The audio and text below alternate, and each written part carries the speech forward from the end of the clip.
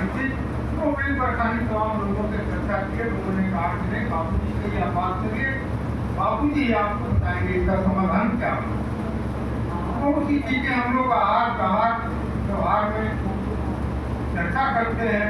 तमाम संसार में नियम विधि विधान बना हुआ, बाबू जी के यहाँ कोई नियम विधान चल नहीं पाता है। बाबू जी के पौधे जिंदा है।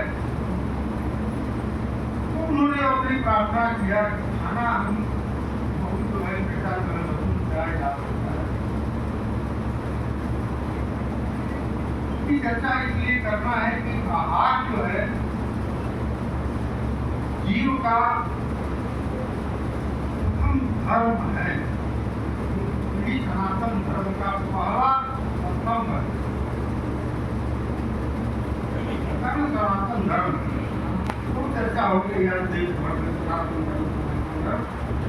बाबू जी का सनातन धर्म क्या है, जो सफर समान रूप से लागू सभी जीवों बच्ची के पूरे जलकर फलकर नमसर सभी जीवों पर जो समान रूप से लागू होगा वह सनातन है।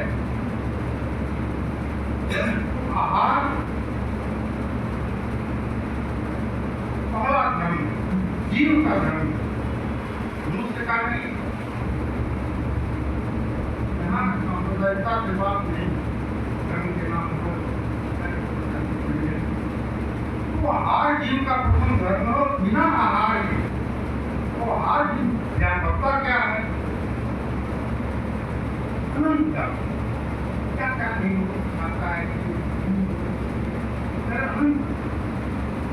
नहीं पर नहीं धर्म है, इतना आनंद व्यापार हो गया है। मनुष्य बुद्धि और ज्ञान से भरे जब हो जाता है वहाँ फर्क नहीं, वही धर्म है, नहीं धर्म है। कहता है नहीं ब्रह्म है। तो आहार जो सभी जीवों का प्रथम धर्म है और आहार सबको जरूरी। तो बाबू जी ने उनकी समस्या को नहीं कहा कि बताइए आप किस लिए इतना परेशान। साथी भोजन है नहीं खाना चाहिए, मार का पालन कर लिया है। किस लिए आप परेशान, आप पूजा करना चाहते हो, आराधना करना चाहते हैं, तो आराधना करने के लिए शरीर होना चाहिए कि नहीं। जब तक शरीर नहीं रहेगा तो आप आराधना कैसे करेंगे, किस रूप में आप आराधना। तो उसके लिए शरीर चाहिए, तो शरीर के लिए आहार चाहिए। बिना आहार का शरीर नहीं रहेगा। तो जब आहार ही शरीर को मिलेगा, शरीर निष्काय हो जाएगा, शरीर अस्वस्थ हो जाएगा, तो उसी की आराधना कैसे या शरीर नहीं रहे। देखिए ईश्वर की आराधना के लिए, गुरु की आराधना के लिए शरीर का होना जरूरी है। तो शरीर के लिए आहार जरूरी है, भोजन जरूरी है। जैसा जिसका जो आहार है उतना आहार के आहार कैसा होना चाहिए उसकी ताकि करता है। यहाँ पर बाबू जी ने तो आहार भगवान कृष्ण गीता में कहा है जैसा आहार वैसे सात्विक भोजन सात्विक में, राजसिक भोजन राजसिक, तामसिक भोजन तामसिक। तो बापू जी ने एक प्रश्न सुना कि भाई राजसिक भोजन, सात्विक भोजन, तामसिक भोजन, तीन भोजन तो हमको समाज में जो हमारी मान्यता है, सात्विक भोजन क्या है? सारा जो हम लोग चावल दाल सब्जी खाते हैं, दूध दही मठा जो भी खाते हैं,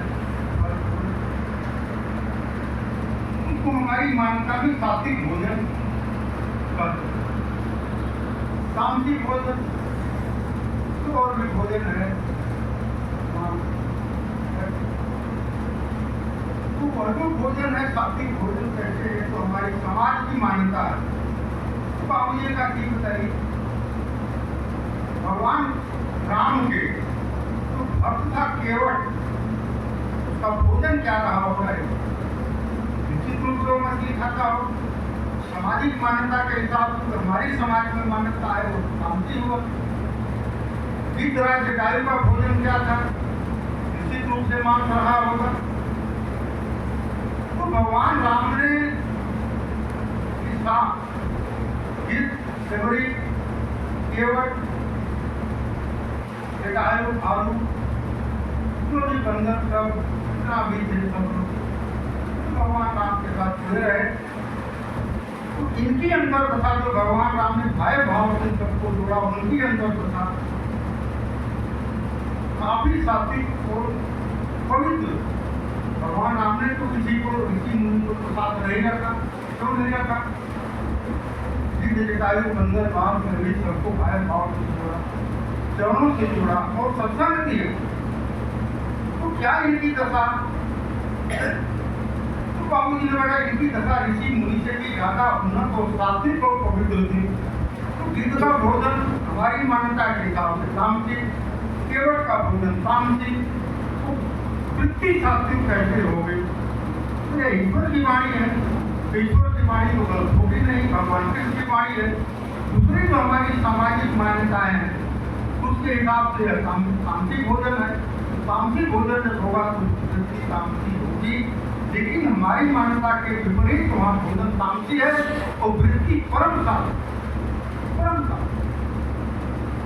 क्या कैसे हो गया? इन्हें कहीं तो हमारे सोच में, समझ में या तीनों भगवान राम के जो परम भक्त थे, भगवान कृष्ण की वाणी सात्विक भोजन, सात्विक वृत्ति, तामसिक भोजन, क्या किया गया है गीता में की वाणी है। तो तीसरी जो हमारी समाज की मान्यता है, जो हम दिमाग में एक स्थापित हो चुका है समाज में, सात्विक भोजन क्या? तीनों में ये गलत होगा ही। भगवान राम के साथ जो प्रसंग है तमाम लोग भक्तों का प्रसंग होगा नहीं, कृष्ण की वाणी ईश्वर की वाणी हो गलत होगी नहीं। तब तो तीसरी जो हमारी सामाजिक मान्यता है, जो हम पकड़े हुए हैं सात्विक भोजन हम मानते हैं, यही गलत होगा। बाबू जी ने कहा देखो भाई गीता की व्याख्या भगवान कृष्ण के बाद तो हजारों वर्षों से गीता की व्याख्या अपने अपने लोगों के किया, लेकिन गीता की व्याख्या संसार में धरती पर सही आकर व्याख्या होगी नहीं। भगवान कृष्ण ने गीता और अर्जुन को भी समझ में नहीं आया और आज तक उसकी व्याख्या समझ में नहीं आई। संसार में उसकी व्याख्या करेगा तो वही कर सकता हो उसकी व्याख्या, तो कम से कम भगवान कृष्ण की ऊंचाई का व्यक्ति होगा या उससे ऊपर का व्यक्ति होगा। की वाणी है, मैं भी बैठा हुआ था, मेरे मन में नया नया सोचने आता जाता था। फिर आज भगवान राम और कृष्ण ईश्वर है, भगवान राम और कृष्ण ईश्वर है तो उनसे ऊपर का व्यक्ति होगा होगा। मैंने उसी चीज में बाबू जी से प्रश्न कर दिया कि बाबू जी राम और कृष्ण के ऊपर का होता है। बाबू जी ने मेरे तरफ एक नजर देखा, कहा होता नहीं है। तीन बात उन्होंने दोबारा मैंने बाबू से सवाल नहीं करता, बिल्कुल तो यह गीता में कहा गया सात्विक भोजन, तो जो हम भोजन करते हैं तो उसकी जो वृत्ति कैसे सात्विक, तामसिक, राजसिक कैसे हो जाती है? तो अब मैंने बताया कि देखो एक गिलास और एक व्यक्ति भिक्षु भाव में रहता है, तुमने जो दे दिया, ईश्वर ने जो दे दिया, जो धूप के पास जो हमको मिल गया, तो तुम्हारा प्रसाद होना चाहिए। एक गिलास सात प्रकार के मान कर दिया, वह एक गिलास शरबत जो है वह सात्विक है। बड़े बड़े राजे महाराजा वही जाके पेट में नमक मसाला खा के उनको राजसी भाव से जो टेस्ट किया चारा करवा वही शरबत जो है वो राशि दूर हो जाएगा, उसी शरबत और वही शरबत बिना सोचे बिचारे का पी है।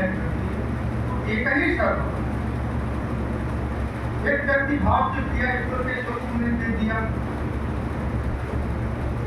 तुम्हारी कृपा तुम्हारा प्रसाद करके दिया हुआ था, सात्विक हुआ, राजसी भाव से वही शरबत गुण देगा और वही शरबत अगर बिना सोचे बिचारे तो वह तमोगुणी होगा।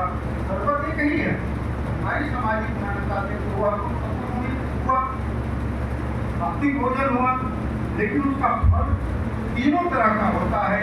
एक ही भोजन व्यक्ति के भाव, विचार और भोजन की मात्रा के आधार पर भोजन का गुण विभाग सब बदल जाता है। यही सात्विक भोजन, सात्विक बुद्धि है। तो बापू जी ने समाज में जो मान्यता है पर खाना व्यक्ति को नहीं है, तो यह सात्विक भोजन, सात्विक बापू जी ने भोजन एक हरणी संबंध बना हुआ है, पैदा होता है, संसार में आता है, संसार में रहता है। धर्म का, सनातन का प्रथम जो है भोजन आहार सभी जीवों के साथ जुड़ा रहता है। ये चर्चा करना आज थोड़ा प्रासंगिक हो गई। गीता में निष्काम कर्म योग की चर्चा आती है। निष्काम कर्म योग कैसे होगा? संसार में धर्म करेगा, अपने इच्छा नहीं रहेगा, ये संभव ही नहीं है संसार में जीव। तो गीता में इसका कुछ भगवान कृष्ण ने बताया ही नहीं है। तो जब तक पुरुषार्थ है, लगता है कि मैं कर रहा हूँ, तब तक यह पुरुषार्थ, जब लगता है कि सब वही कर रहा है, तो वहाँ पर भक्ति की प्रारंभ होती है। तो जब वही कर रहा है, यहाँ पर निष्काम कर्म योग की प्रारंभ यहाँ पे होता है। तो बिना भक्ति के, बिना कृपा के निष्काम कर्म हो ही नहीं सकता। तो गीता में भगवान कृष्ण इसका सूत्र नहीं बताया है निष्काम कर्म कैसे होगा, लेकिन इसका सूत्र बापू जी बताते हैं कहाँ। पतंजलि योग दर्शन का प्रथम सूत्र सतयोगानुसार इस काम को बहुत तरह का दिया हुआ है। लेकिन बापू जी ने जो बताया यह है जो अनुरूप में वो ईश्वर व्याप्त है, संपूर्ण संसार का साधन शासन वो स्वयं करता है। अनुसाधन जो अनुरूप में वह संसार का शासन करता है, इसको जानना ही योग है। लेकिन जहाँ लोग जानेंगे, लाखों करोड़ों लोग में शायद एक आध व्यक्ति जान पाता है सब वही कर रहा है। जब जान जाता है कि सब वही कर रहा है, अनुरूप शासन कर रहा है, जब जान जाए कि सब वही कर रहा है, तो यहाँ पर कर्ता अपना अहंकार हो जाएगा, हो जाएगी। यही तो गीता का काम करो, सवाल करो, बहुत तरह का है काम कर्म के तमाम जो है संसार खत्म हो जाते हैं, खड़े हो जाते हैं। काम कर्म का यही होता है। जब लगने लगता है कि सब वही कर रहा है, नहीं कर रहा है, बातें सब संपूर्ण संसार का सभी व्यापार संचालित हो रहा है, काम कर्म है हो जाता है। तो यहाँ पर कर्म का फल का अभाव समाप्त हो जाता है।